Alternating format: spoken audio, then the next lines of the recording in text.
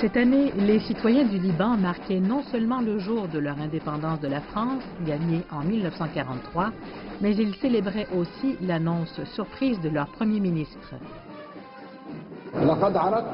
J'ai présenté ma démission au président aujourd'hui et il m'a pressé d'attendre pour qu'il y ait davantage de dialogue sur les raisons et le contexte politique sous-jacent à ma démission.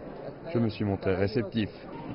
Il y a quelques semaines, lors d'une visite en Arabie Saoudite, Saad Hariri a annoncé sa démission en invoquant le pouvoir iranien dans la région et la peur d'être assassiné.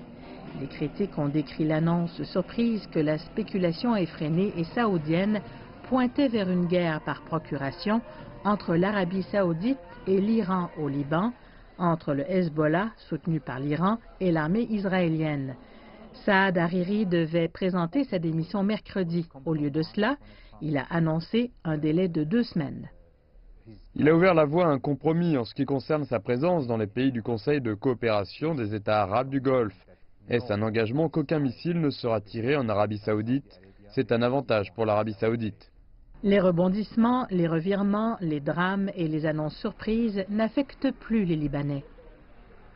Je pense qu'ils sont tellement habitués à l'agitation et comme il y a eu beaucoup de guerres dans l'histoire du Liban, ils sont habitués à ce qu'une autre arrive. Les Libanais y sont peut-être habitués, mais l'élan des puissances politiques en lice pour l'influence régionale ne peut supporter d'être mis en attente. Maintenant, il s'agit d'obtenir les engagements du Hezbollah et de l'Iran, et 2 semaines, ce n'est pas beaucoup de temps. Mais même si ces engagements sont sécurisés, suffiront-ils à apaiser l'Arabie Saoudite?